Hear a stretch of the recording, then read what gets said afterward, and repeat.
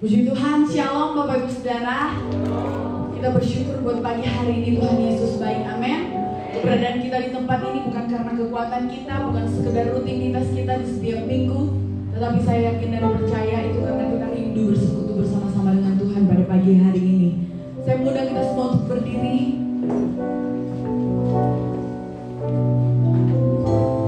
Bagimu Allah yang mulia, hormat, pujian, kuasa dan kemuliaan.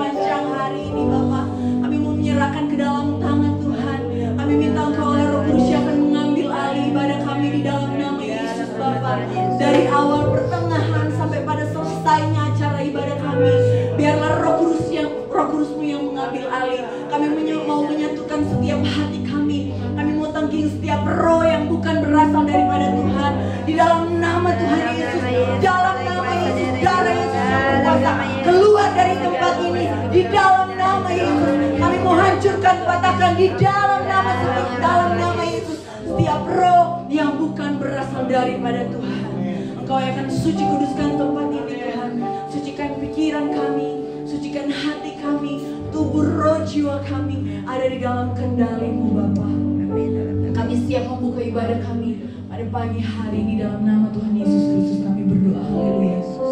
Amin. Puji Tuhan. Shalom Bapak Ibu Saudara. Tetap tinggal berdiri, saya yakin dan percaya kita semua memiliki Allah yang hebat. Amin. Allah yang luar biasa, Allah yang berdaulat dalam kehidupan kita. Engkau Tuhan yang hidup di dalam.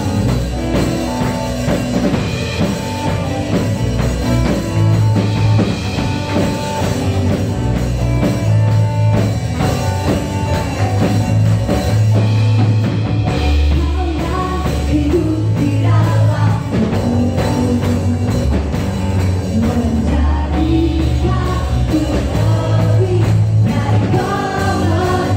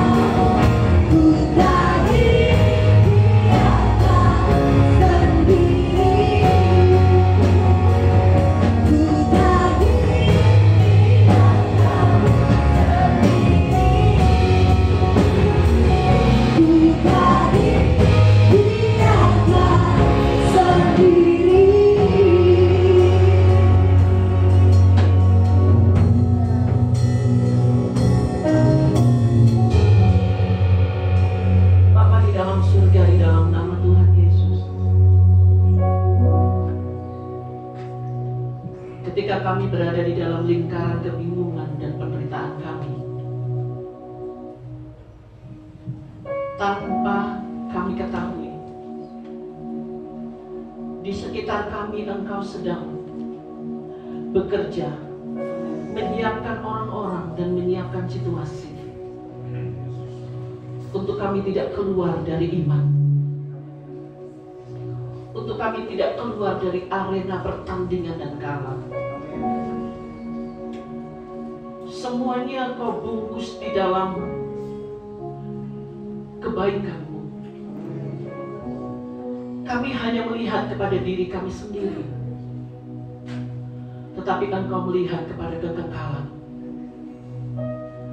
Tolong kami Tuhan, tenteramkan hati kami. Ketika kami mendengarkan firman-Mu, Tuhan bicara kepada kami. Karena tidak ada suara di dalam dunia ini yang dapat membuat jiwa kami tentram selain suara Tuhan. Di dalam nama Tuhan Yesus, kami akan mendengarkan firman-Mu. Dan kami akan menanggapi dengan iman. Kami akan menanggapi dengan hati yang terbuka. Maka kekuatan firman itu akan mengubah kami. Dalam nama Tuhan Yesus kami berdoa. Haleluya. Amin. Puji Tuhan, silakan duduk saudara yang dikasihi. Shalom semua. Puji Tuhan. Baik saudara-saudara, saya akan melanjutkan tentang teologi penderitaan. Minggu kemarin kita bicara tentang mengapa ada penderitaan, dan saudara-saudara kita tahu bahwa beberapa hal Tuhan sediakan dalam kehidupan kita, dan itu menyatakan perbuatan yang ajaib. Setiap anak Tuhan menghadapi pergumulan ini. Ya, baik. Saya mau kita akan masuk kepada poin yang ke-8 langsung, karena dari 8 sampai 14 dan saya akan bicara tentang hal ini. Mengapa ada penderitaan? Saudara-saudara yang kekasih, di dalam poin yang ke-8, di situ dikatakan penderitaan ada itu karena perlawanan daripada iblis. Terus silakan sampai slide yang ke-8. Ya, terus.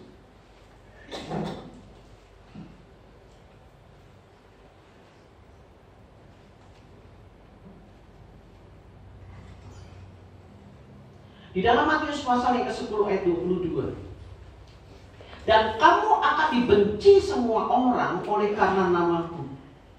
Tetapi orang yang bertahan sampai pada kesudahannya akan selamat. Saudara-saudara perhatikan. Dari poin yang ke-8 tentang alasan mengapa kita menderita, adalah karena ada satu kekuatan, ada satu pribadi yang begitu membenci Tuhan. Dan semua upayanya, semua usahanya, semua perjuangannya adalah meruntuhkan dan menghancurkan apa yang Tuhan telah bangun. Baik itu di dalam sebuah kelompok maupun di dalam satu pribadi. Saudara lihat bahwa sejak manusia jatuh di dalam dosa, maka kemudian Allah berulang-ulang kali menyatakan diri kepada nabi-nabinya dengan perbuatan-perbuatan yang ajaib untuk menyatakan kehadiran yang ada dalam kehidupan manusia. Tetapi ini yang terjadi. Kekuatan Tuhan, kekuasaan Tuhan ternyata dikalahkan nampaknya. Dikalahkan oleh satu kekuatan, yaitu kekuatan dosa. Sekarang kita bicara perlawanan iblis yang menentang Injil. Misalnya, kita berada di dalam satu keluarga. Dalam pertobatan kehidupan kita yang hancur dan kemudian kita bertobat. Ternyata kita lihat di sekeliling keluarga kita ada dosa yang bekerja luar biasa. Free sex kah? Kriminal kah? Kecanduan kah? Apapun bentuk kecanduan, menyebabkan keluarga-keluarga yang broken home kah? Pemberontakan kah? Pengaturan keuangan yang tidak bijak dan segala macam. Itu membuat kita menderita. Itu membuat kita tidak bisa tahan dalam situasi seperti itu. Dan saudara-saudara, ini yang dikatakan perlawanan iblis. Dia akan menaruh anak-anak Tuhan di dalam situasi-situasi yang berat. Ini sebuah pertarungan. Tapi mau tidak mau, Tuhan yang adalah pemenang telah menetapkan di dalam diri kita kemenangan. Mau tidak mau, terima tidak terima, saudara tidak sadar bahwa kemenangan itu ada di dalam diri kita. Kemudian yang ke-9. Mengapa ada penderitaan? Karena Tuhan sedang meninggikan namanya. Saudara lihat kisah Ayub. Bagaimana dia mengalami penderitaan sedemikian besar, sedemikian sulit yang harus dihadapi oleh Ayub. Tetapi dia bertahan sampai pada akhirnya. Di dalam Maleakhi 3 ayat 17, firman Tuhan berkata, mereka akan menjadi milik kesayanganku sendiri. Firman Tuhan semesta alam. Pada hari yang kusiapkan, aku akan mengasihani mereka sama seperti seorang menyayangi anaknya yang melayani dia. Saudara-saudara, ketika Ayub berada di dalam proses penderitaan itu, dia tidak bisa melihat rancangan Tuhan di hari ke depan. Dia tidak bisa. Dia hanya melihat rasa sakit. Dia hanya melihat kesepian. Dia hanya melihat kehancuran. Dia melihat berantakan semuanya dalam hidupnya. Itu yang dia lihat. Tetapi Allah mampu melihat jauh ke depan, dan itu sudah dipersiapkan oleh Tuhan. Ayub hanya mengikuti dari hari selangkah, dari hari berikutnya selangkah lagi, hari berikutnya selangkah lagi. Menangis untuk hari itu, menangis untuk hari itu, menderita untuk hari itu. Dan Ayub tidak pernah tahu apa yang akan terjadi ke depan. Ketika Tuhan berkata, pada hari yang kusiapkan. Saudara, di dalam bahasa Inggris, in the day when I make up my jewels. Setelah Tuhan mempersiapkan perhiasannya. Saudara tahu bahwa perhiasan Allah setelah dipersiapkan oleh Tuhan, proses perhiasan itu dipersiapkan oleh Tuhan. Prosesnya bukan proses yang mudah. Di hari di mana hari yang kusiapkan, kalau perhiasan itu sudah selesai, maka saya akan tunjukkan kepada dunia, ini perhiasanku. In the day, pada hari yang kusiapkan, ini perhiasanku. Aku tunjukkan kepada dunia, aku tunjukkan kepada kuasa kegelapan, ini perhiasanku. Lewati proses, aduh susahnya luar biasa. Dan kalau perhiasan Allah, yaitu kehidupan kita, sudah diangkat, tidak ada seorang pun dapat menurunkan kita lagi. Saudara-saudara, Ayub, ketika proses Tuhan berkata selesai, apa yang terjadi? Saudara-saudara, apa yang terjadi? Tidak kemudian bumi berubah, tiba-tiba langit terbuka, berat langsung harta turun. Tidak. Yang Allah katakan terlebih dahulu adalah, panggil sahabat-sahabatmu dan berdoalah buat mereka. Saudara-saudara, sekian waktu Ayub bergumul dengan rasa sakit, dengan semua ide-ide gila yang dibuat oleh sahabat-sahabatnya, penghiburan-penghiburan sialan yang dia terima dari sahabat-sahabatnya, dan itu mengacaukan pikiran Ayub. Selesai Tuhan berkata, rasa sakit Ayub masih ada. Masih ada rasa sakit Ayub, dan Tuhan berkata, ini fase yang berikutnya. Setelah penderitaan kamu lewati, sekarang fase berikutnya, yaitu engkau harus memuliakan aku di hadapan semua sahabat-sahabatmu. Panggil mereka. Dan ketika Ayub memanggil mereka, Tuhan berkata, saudara bayangkan ya, setelah sekian waktu lamanya, mereka mencerca Ayub, menyalah-nyalahkan, menjelek-jelekkan, membuat dia salah, membuat dia berdosa, dia membuat orang yang paling salah di hadapan Tuhan. Hari itu Tuhan berkata, Ayub, engkau berdiri bagaikan imam di hadapan semua saudara sahabat-sahabatmu. Mereka tidak mengalami pergumulan, hanya Ayub yang mengalami pergumulan. Masih belum punya baju, masih belum bisa beli baju, masih ada bekas-bekas gatal di tubuhnya. Air matanya baru saja mengering. Rasa sakit di dadanya terhadap omongan-omongan dari sahabatnya masih dirasakan. Allah berkata, berdiri. Engkau harus memberkati mereka. Di mata kita, yang benar itu sahabat-sahabatnya. Mereka sedang berada dalam keadaan baik-baik. Yang tidak baik itu Ayub. Sering ya kita bilang, kelihatannya kalau menderita ini dia lagi jauh dari Tuhan. Kasus Ayub membuat kita berpikir berbeda. Yang baik-baik adalah sahabatnya. Dan Ayub masih berada dalam penderitaan itu. Dan Tuhan berkata, sekarang angkat tanganmu dan berkatilah mereka. Saudara-saudara, itulah yang dikatakan kuasa di mana Tuhan sedang meninggikan namanya. Ketika Ayub di situ sebelum menghadap Tuhan, mau memberkati sahabat-sahabatnya, maka dia harus memulihkan dulu hatinya. Dia memulihkan rasa sakitnya, pahitnya. Dia memulihkan semua sahabat-sahabatnya. Dia sebutkan nama sahabat-sahabatnya di hadapan Tuhan. Dan dia pulihkan hatinya terlebih dahulu di hadapan Tuhan. Lalu Ayub berkata, aku akan memberkati engkau.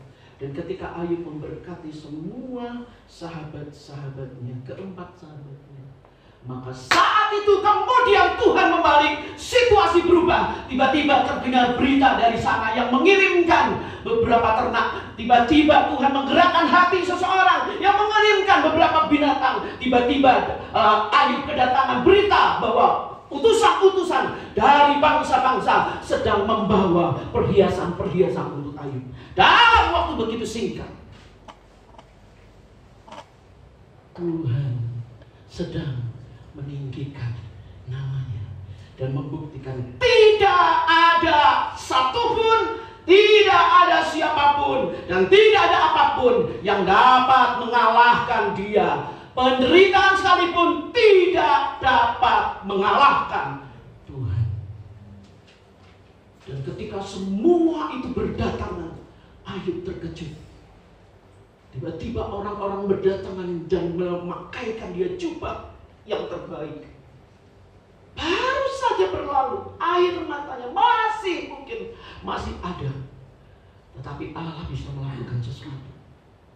Saudara tahu, Ayub kemudian menjadi orang terkaya di daerah timur. Apakah firman Tuhan hanya bicara tentang kaya secara finansial? Allah sedang bicara tentang kekayaan, kekuatan iman, sehingga Ayub dapat berdiri di wilayah timur dan berkata, lihat, aku telah melewati penderitaan dan aku tahu satu hal. Semalam saya dapat kebenaran bahwa penderitaan dan hadirat Tuhan itu bagaikan satu keping uang emas yang berharga yang tidak bisa dipisahkan. Penderitaan dan hadirat Tuhan adalah bagaikan satu keping uang emas yang berharga yang tidak bisa dipisahkan. Yang kesembilan, mengapa kita menderita? Karena penderitaan adalah salib yang harus kita pikul. Matius 16 ayat 24, lalu Yesus berkata kepada murid-muridnya, setiap orang yang mau mengikut aku, ia harus menyangkal dirinya, memikul salibnya, dan mengikut aku. Setiap orang yang mau mengikut aku, kata firman Tuhan tidak dikatakan dia harus masuk agama Kristen, menggantikan KTP-nya menjadi orang Kristen, lalu dia mengikut aku. Tuhan berkata, dia harus sangkal dirinya, memikul salib, dan mengikut aku. Penderitaan adalah salib yang harus kita pikul. Karena penderitaan itu dapat mengubah seorang pembenci menjadi pendamai. Karena penderitaan itu dapat mengubah seorang pendendam menjadi seorang pengampun. Penderitaan mengubah seorang yang tidak terkendali menjadi orang penyabar. Saudara, 3 kalimat ini cukup untuk menyatakan itu siapa saya dulu. Penderitaan telah membuat saya dari seorang yang begitu penuh dengan kebencian, penuh dengan dendam, dan tidak terkendali, menjadi orang yang tentram dalam damai, pengampun, dan penyabar. Hanya satu ruangan yang saya masuk untuk menjadi memiliki karakter itu, yaitu ruangan penderitaan. Dan ruangan itu bagaikan ada satu pintu di sebelah sini dan pintu berikutnya. Kita berjalan dalam ruangan ini terus, lalu kita masuk kepada pintu yang disebut sebagai perubahan. Berikutnya, dalam 2 Korintus 4 ayat 10, kami senantiasa membawa kematian Yesus di dalam tubuh kami, supaya kehidupan Yesus juga menjadi nyata di dalam tubuh kami. Semakin kita menderita secara daging, semakin banyak kekayaan surgawi yang kita bagikan buat orang lain. Semakin kita menahan diri untuk sabar, semakin orang melihat kemuliaan Tuhan dalam kehidupan kita. Semakin kita banyak melepaskan pengampunan ketika akar pahit ditanamkan oleh kegelapan, ditanamkan lagi, lalu kita lepaskan pengampunan, Saudara-saudara, itu penderitaan kita. Maka justru kemudian kita memperkaya kehidupan banyak orang. Ketika kita menderita, stop ya. Jangan memberitakan Injil. Ketika kita menderita, jangan memberitakan Injil. Gak usah bersaksi. Gak usah. Ketika kita menderita, orang dapat melihat kesaksian Kristus melalui kita ketika kita menderita. Jika kita menerima penderitaan itu dengan ucapan syukur, dengan ketahanan, dengan sukacita, dengan pengharapan, orang dapat melihat Yesus melalui kita. Tidak usah memberitakan Injil, tidak usah bicara tentang segala macam, tidak usah. Orang akan lihat kita. Begitu banyak orang kagum kepada orang kaya, tetapi sejarah di dalam Alkitab mencatat orang-orang yang hebat justru orang-orang yang telah melalui penderitaan. Gereja Tuhan berdiri itu adalah karena tetesan darah para martir. Dan kisah-kisah tentang berdirinya gereja itu adalah kisah-kisah tentang air mata dan penderitaan. Kalau saudara baca tentang sejarah gereja, saudara akan menemukan nama-nama orang-orang yang luar biasa bertahan dalam penderitaan. Yang ke-12, mengapa kita mengalami penderitaan? Karena kita ikut serta dalam kemuliaan Tuhan yang paradoks. Kemuliaan dan kehinaan ini satu hal yang berbeda sekali. Tapi saya mau tanya saudara-saudara, kapan sejarah keselamatan itu kemuliaan yang paling dinyatakan? Waktu Musa melihat semak duri, semak yang tiba-tiba terbakar tetapi tidak hancur, tidak hangus oleh api. Apakah ketika Musa memimpin bangsa Israel, lalu Laut Merah terbelah menjadi dua, waduh itu kemuliaan Tuhan bekerja luar biasa? Ataukah bangsa-bangsa di sekitar itu melihat mulut tulang yang terjadi dan mereka berkata, waduh kemuliaan Allah yang luar biasa? Tidak, kemuliaan Tuhan yang paling besar dinyatakan bukan di saat-saat itu, tetapi justru di atas kayu salib. Justru di atas kayu salib. Itulah kemuliaan yang paling agung, yang paling besar, paling mulia. Jadi saudara-saudara, ketika kita memikul salib, itu adalah anugerah yang paling mulia. Bukan ketika kita membagikan semua untuk orang dalam keberadaan kita, bukan. Tetapi yang paling mulia adalah ketika kita menahan dalam penderitaan salib kita, daging kita, ego kita, kesombongan kita, keinginan kita, dan kita berkata, Tuhan, bukan kehendakku, tetapi kehendakmu yang jadi. Bukan aku yang ingin ngomong begini, tetapi perkataanmu yang keluar dari mulutku. Bukan ini loh yang aku rasa, yang ingin aku lakukan. Semua merah, semua pahit, semua benci, bukan. Tetapi kasih dan pengampunan. Itulah kemuliaan. Saudara akan sangat kagum dengan kehidupan seseorang, membaca kesaksian-kesaksian yang luar biasa. Saya pernah membaca satu buku, kisah tentang seorang yang sangat berhasil di Bogor. Dia membuat satu buku untuk menjadi orang sukses. Sebagian besar halangan-halangannya bercerita tentang penderitaan. Sedikit kisah di akhir tentang keberhasilan. Dia jadi orang kaya di Bogor. Sedikit, tapi sebagian besar bicara penderitaan.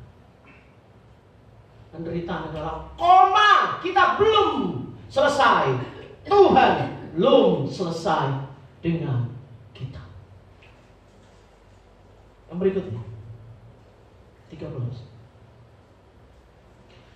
Penderitaan yang bersifat mencegah atau menjaga. 2 Korintus 12 ayat 7. Dan supaya aku jangan meninggikan diri, kata Paulus, karena pernyataan-pernyataan luar biasa. Karena apa yang Tuhan taruh dalam kehidupanku. Karena karunia-karunia yang Tuhan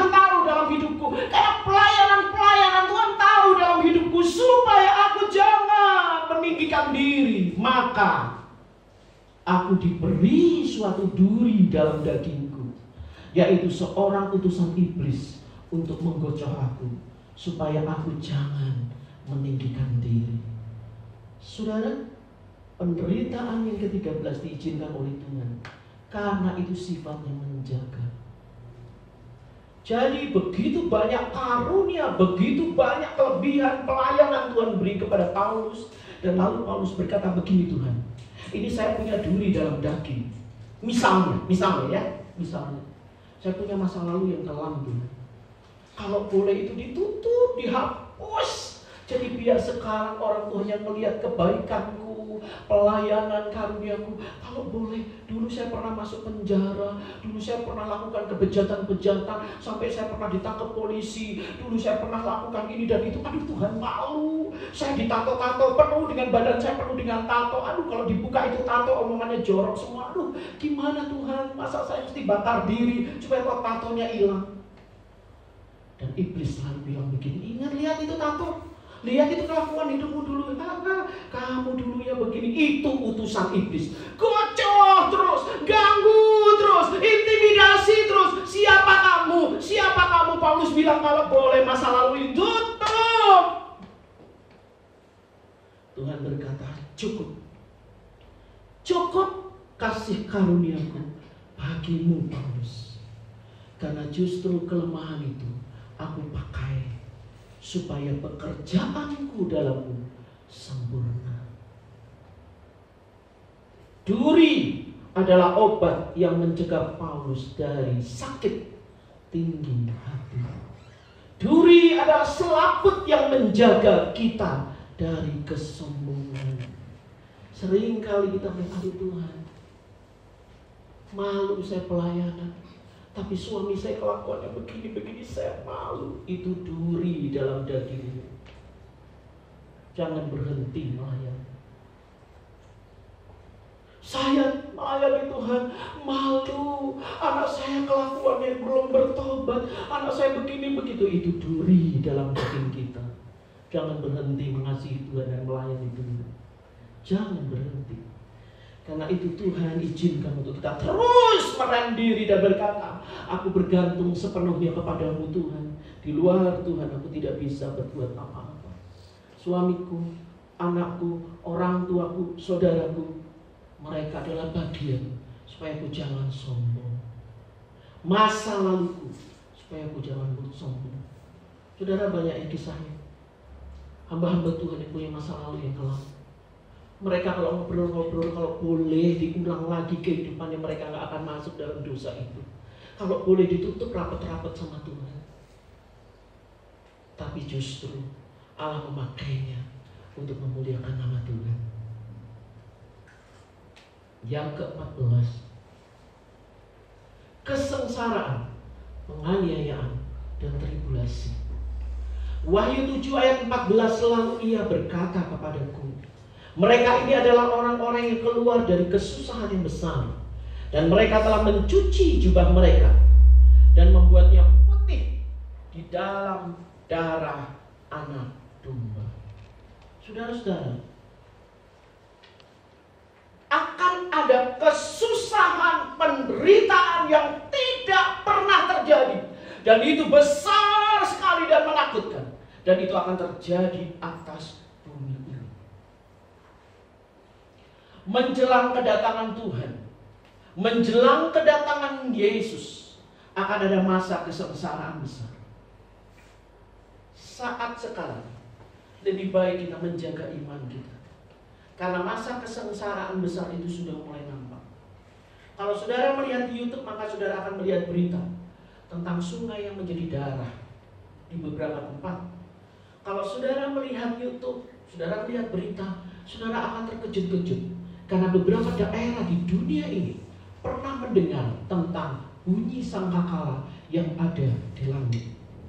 Para ahli mengatakan bahwa bunyi itu ada di bawah tanah karena pergeseran tanah, sehingga menyebabkan bunyi seperti bunyi sangkakala. Tapi semua orang yang mendengar bunyi itu tidak pernah mendengarkan begini. Tapi mereka semua melihat ke atas, seakan-akan bunyi itu ada di atas, di langit-langit. Saudara-saudara, banyak sekali hal-hal yang sedang terjadi di alam semesta ini. Tiba-tiba ada ikan yang jumlahnya banyak terdampar dan mati. Ada satu fenomena alam yang sedang terjadi. Kegerakan di bawah bumi ini sedang terjadi dan membuat binatang-binatang itu tidak lagi nyaman dan mereka mati tiba-tiba dalam jumlah yang begitu besar. Burung-burung yang sedang tiba-tiba berjatuhan, ribuan burung.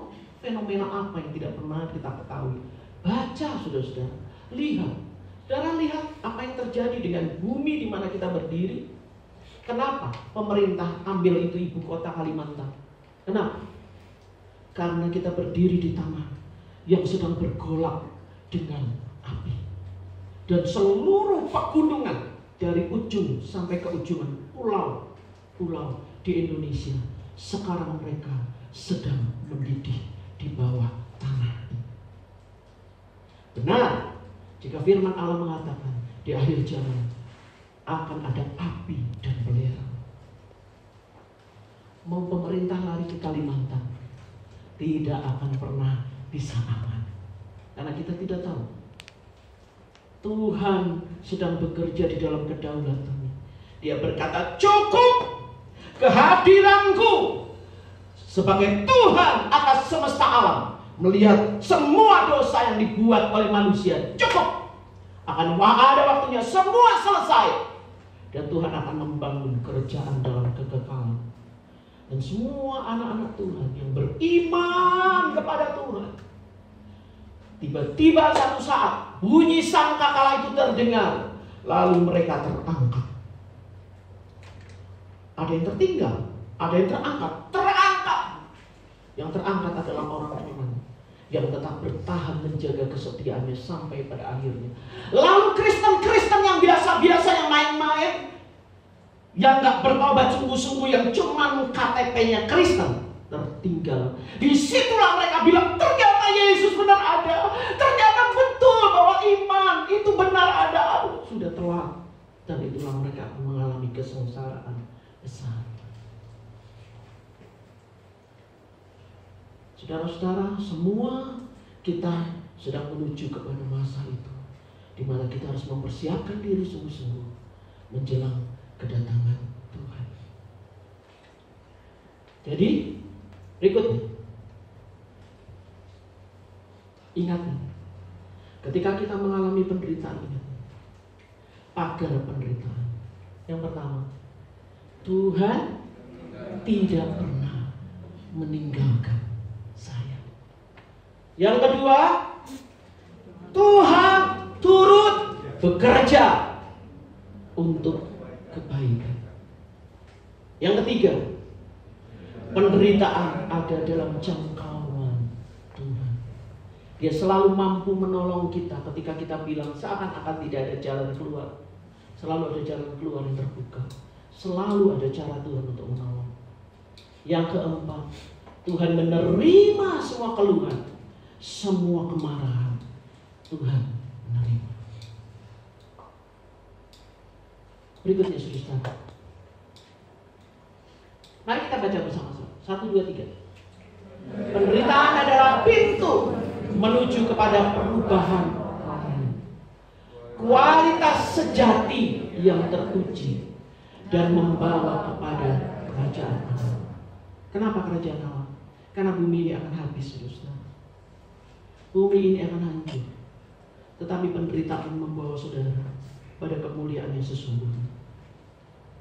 Lalu, yang kedua, penderitaan dan kehadiran Tuhan itu seperti satu koin emas yang berharga dengan dua sisi yang tidak terpisahkan.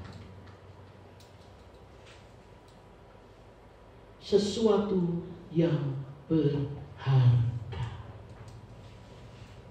Tujuan Tuhan apa? Mengapa seakan-akan kita penuh dengan penderitaan? Karena Tuhan berkata, aku sedang mempersiapkan engkau supaya kemuliaanku ada dalam hidupku, supaya karakter ilahi itu nyata dan orang tahu bahwa kasih yang sejati itu ada. Orang tahu bahwa kemenangan atas kuasa kegelapan itu ada. Orang tahu bahwa pengharapan di dalam aku tidak pernah mengecewakan.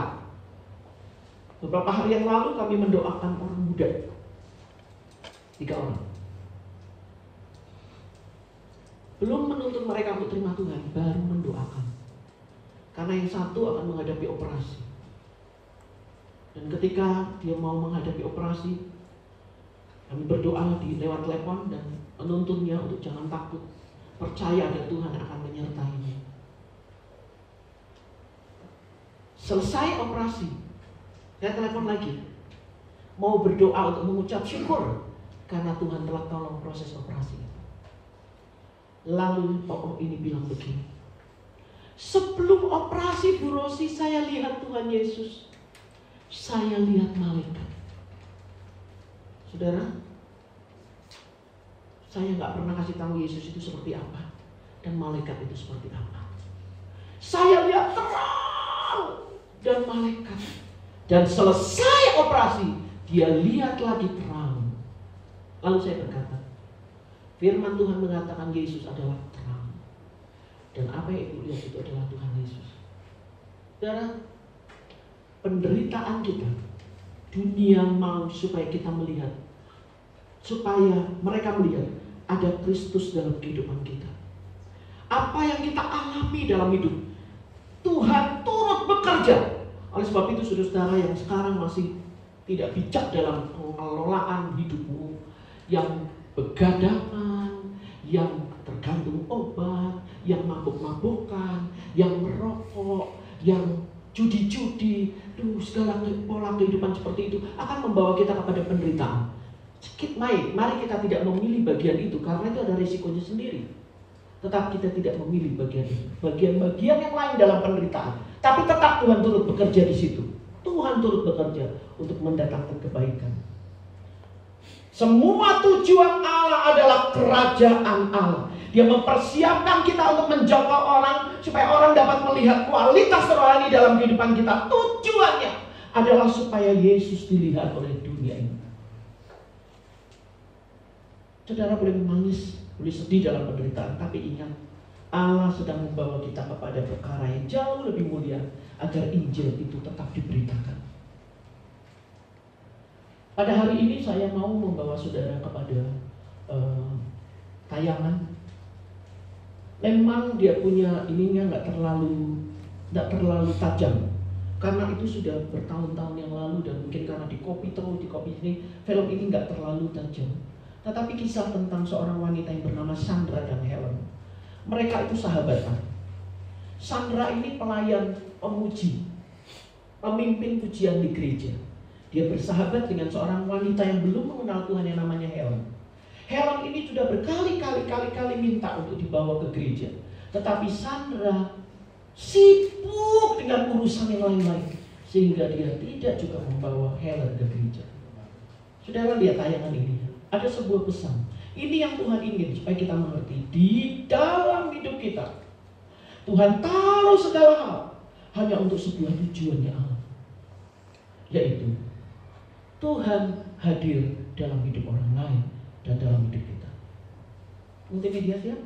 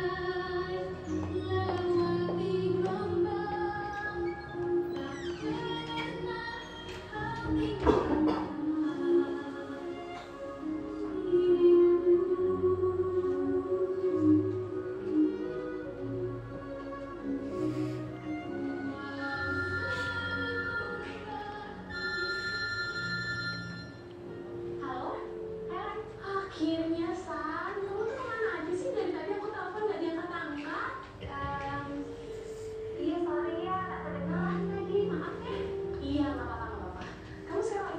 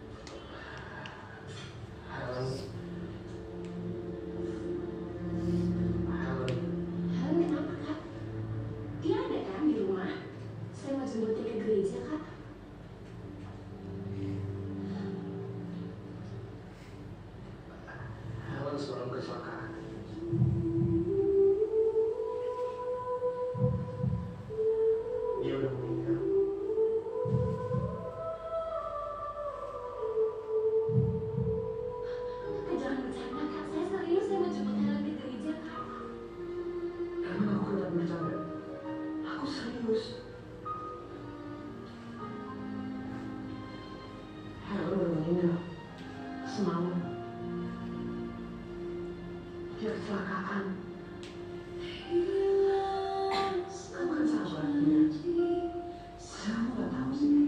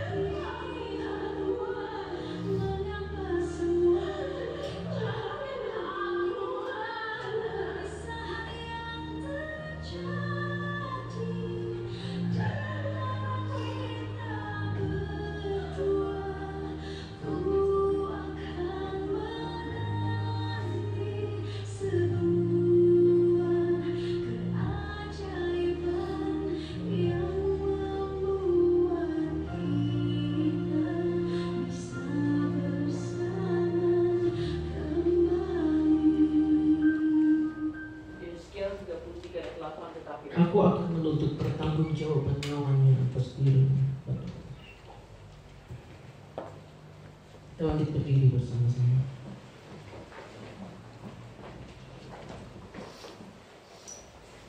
Ketika Tuhan menciptakan kita di dalam dunia ini, Dia punya tujuan agar kerajaan Allah dapat diterima oleh banyak orang dan dapat dikenali. Ketika Dia mengizinkan kita lewat penderitaan karena Dia punya tujuan agar kemurnian kehidupan kita menunjukkan kehadiran Tuhan ada di dalam dunia ini. Oleh sebab itu jangan pernah menyerah, jangan putus asa, karena pengharapan di dalam Tuhan tidak pernah mengecewakan. Dan apa yang kita pegang pada saat ini nilainya kekal. Dan Tuhan berkata, setialah dan peganglah apa yang ada padamu.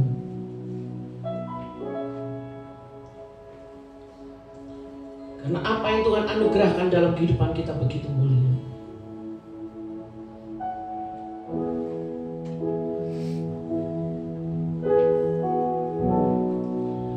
Karya terbesar dalam hidupku, pengorbananmu yang selamatkanku.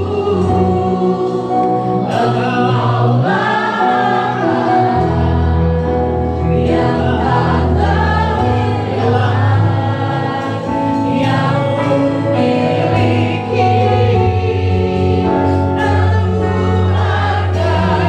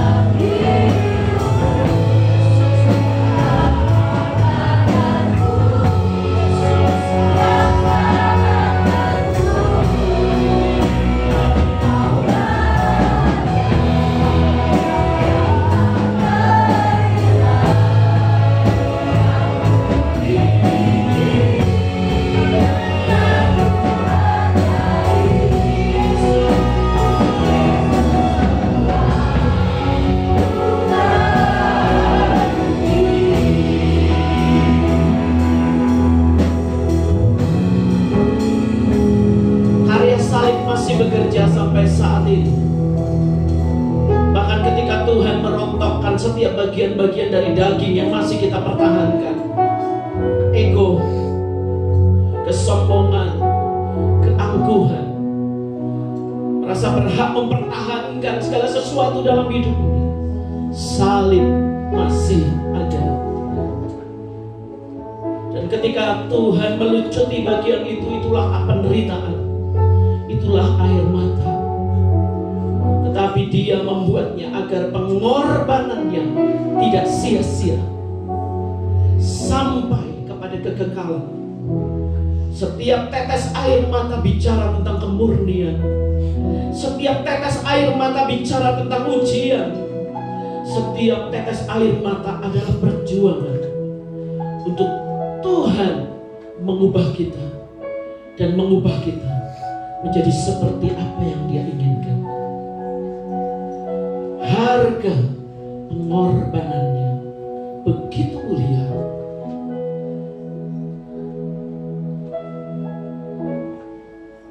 Kalau hari ini saudara berada di dalam pergumulan karena penderitaan-penderitaan yang saat ini sedang saudara alami, taruh tanganmu di dada dan taruh satu tangan terangkat kepada Tuhan.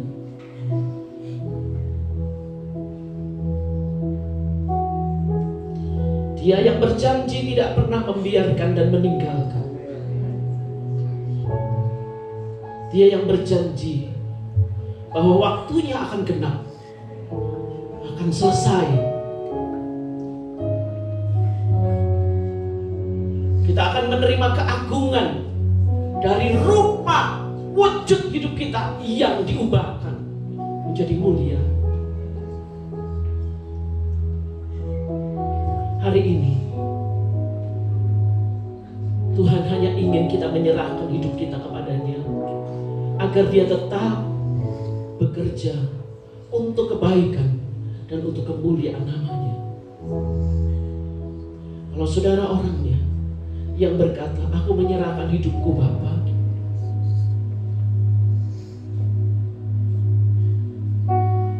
agar rancanganmu dalam hidupku tidak dihentikan oleh apapun. Keputusan yang kau ambil adalah keputusan yang benar. Aku menyerahkan hidupku kepadamu. Kalau saudara orangnya, katakan itu kepada Tuhan.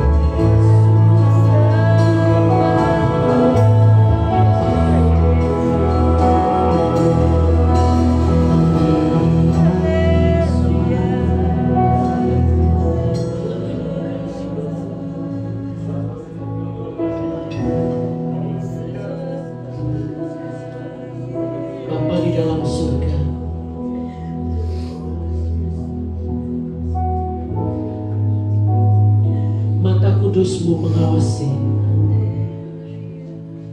Seperti kepingan berserakan di tempat ini, kepingan hidup yang hancur berantakan di mezbah-Mu ya Allah.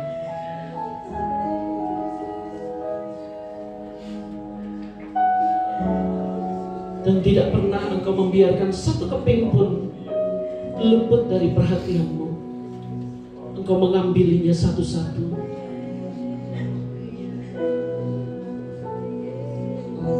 Dan Engkau berkata, Engkau berharga anakku. Engkau berharga.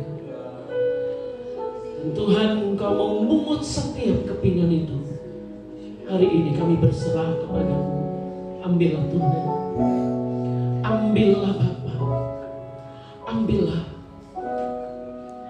setiap keping pemberontakan, kelemahan, kegagalan, harapan-harapan, keinginan, putus asa, kekecewaan, kepahitan.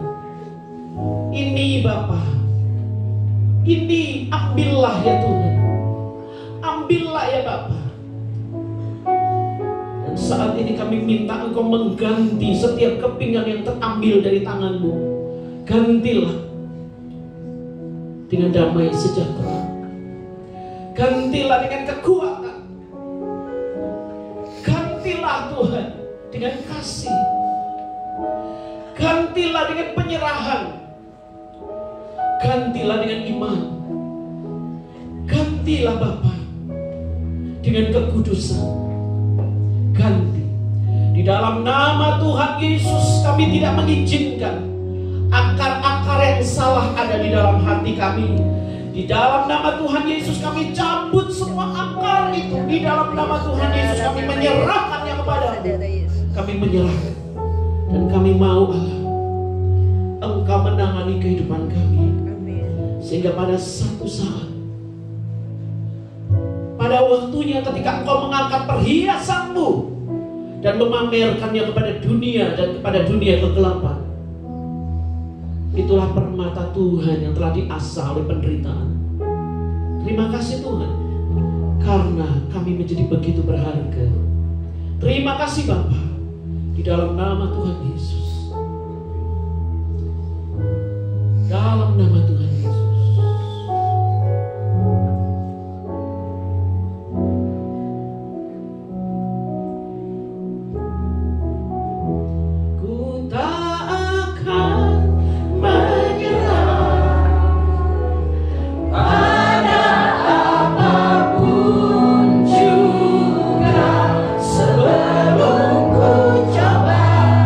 Semua yang ku bisa, tetapi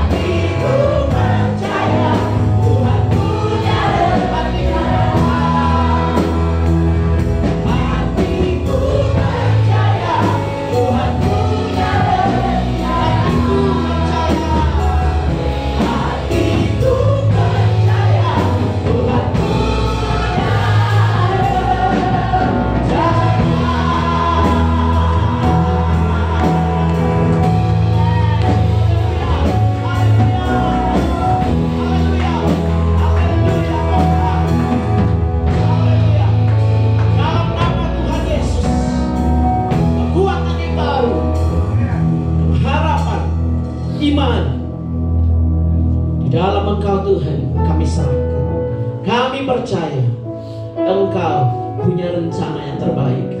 Yang percaya katakan amin 3 kali. Amin, amin, amin. Tuhan berkati. Silakan duduk saudara.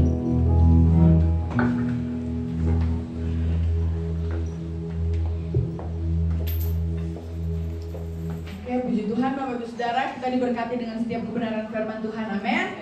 Saat ini saya akan membacakan beberapa pengumuman Bapak Ibu Saudara. Kami gereja mengucapkan selamat datang bagi Bapak Ibu Saudara yang mungkin baru pertama kali hadir di tempat ini. Kami menyambut dengan sukacita, kita semua adalah satu keluarga di dalam Tuhan. Amin. Selanjutnya kami mengingatkan kepada Bapak Ibu Saudara, karena ada himbauan dari pemerintah bahwa pada besok tanggal 27 Juli di Sukabumi dimulai razia masker. Jadi bagi Bapak Ibu Saudara diingatkan untuk kalau keluar rumah harap mempersiapkan masker, karena kalau tidak salah ada denda untuk Bapak Ibu Saudara yang tidak menggunakan masker 100.000 sampai 150.000. Jadi daripada kita mengeluarkan uang denda, lebih baik kita persiapkan masker dari rumah ya. Selanjutnya Bapak Ibu Saudara, kalau mungkin Bapak Ibu Saudara melihat di depan ada sesuatu yang berbeda ya. Mulai sekarang setiap minggu keempat dress code pelayan altar itu bebas, sopan dan juga rapi.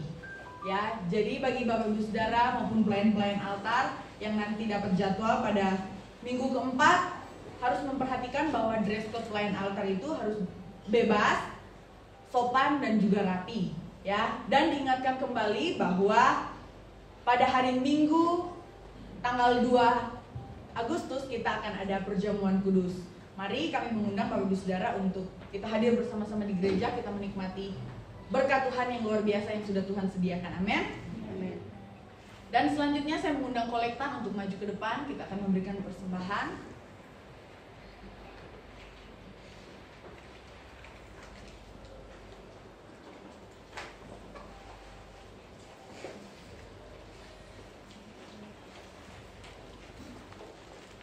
Ibu Ai akan berdoa untuk persembahan kita pada pagi hari ini. Bapa di dalam surga, terima kasih Tuhan untuk semua yang Tuhan sudah lakukan untuk kami. Terima kasih karena begitu banyak berkat Tuhan untuk kami. Saat ini kami diberi kesempatan untuk kami boleh memberi apa yang Tuhan sudah berikan kepada kami.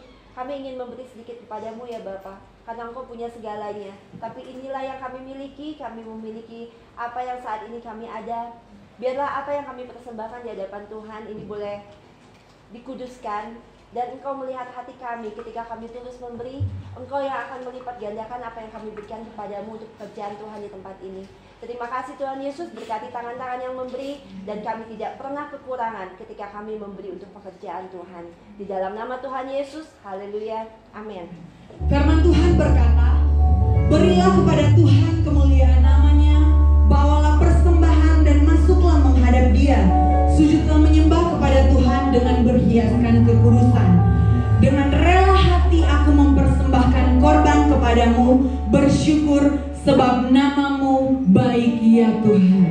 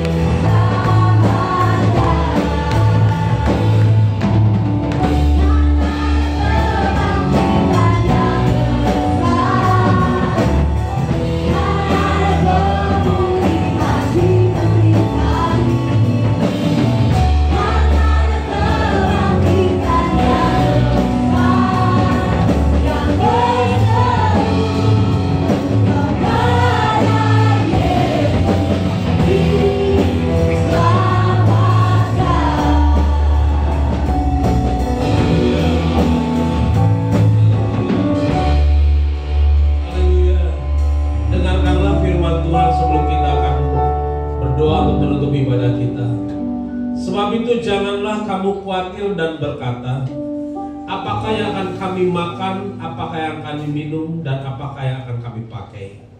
Semua itu dicari bangsa-bangsa yang tidak mengenal Allah. Akan tetapi Bapamu yang di surga tahu bahwa kamu memerlukan semuanya itu. Tetapi carilah dahulu kerajaan Allah dan kebenarannya, maka semuanya itu akan ditambahkan kepadamu. Haleluya, haleluya. Bapa kami dalam surga, kami bersyukur untuk ibadah pertama ini. Kami telah menyelesaikannya. Umat-Mu yang telah mengikuti ibadah ini Tuhan, kami serahkan hidup mereka ke dalam tangan Tuhan, ke dalam tangan pemeliharaan Tuhan, ke dalam tangan kuat kuasa dan perlindungan Tuhan. Kami berdoa Tuhan tutup bungkus tubuh, jiwa dan roh kami dengan kuasa darah Yesus. Dijauhkan kami dari bahaya, celaka, maut dan pencobaan. Dijauhkan kami dari kuasa iblis. Jauhkan kami dari kekurangan. Dijauhkan kami Tuhan dari penyakit-penyakit menular di dalam nama Tuhan Yesus. Tuhan halukan itu dari hidup kami Tuhan. Terima kasih Tuhan, karena Engkau adalah gembala bagi kami, Engkau adalah Tuhan bagi kami, Engkau adalah perlindungan bagi kami, Engkau adalah gunung batu keselamatan bagi kami. Tuhan, kami tidak takut bahaya, karena Engkau beserta dengan kami.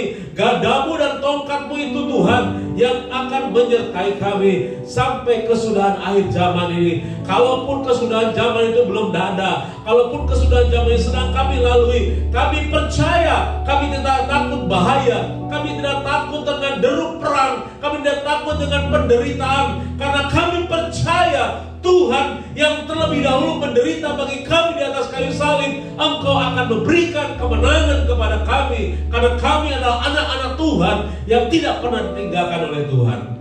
Terima kasih Tuhan, berkat-Mu menyertai kami ketika kami pulang dari rumah Tuhan. Terpujilah nama-Mu Tuhan. Saudara-saudara, mari kita akan berdoa menurut doa yang Tuhan Yesus ajarkan kepada kita, itu doa Bapa kami. Bapa kami yang di surga, dikuduskanlah nama-Mu, datanglah kerajaan-Mu, jadilah kehendak-Mu di bumi seperti di surga. Berikanlah kami pada hari ini makanan kami yang secukupnya, dan ampunilah kami akan kesalahan kami, seperti kami juga mengampuni orang yang bersalah kepada kami. Dan janganlah membawa kami ke dalam pencobaan, tetapi lepaskanlah kami daripada yang jahat. Karena Engkaulah yang mempunyai kerajaan dan kuasa dan kemuliaan sampai selama-lamanya. Angkatlah tanganmu dan terima berkat dari Tuhan. Tuhan memberkati engkau dan melindungi engkau. Tuhan menyinari engkau dengan wajahnya dan memberi engkau kasih karunia.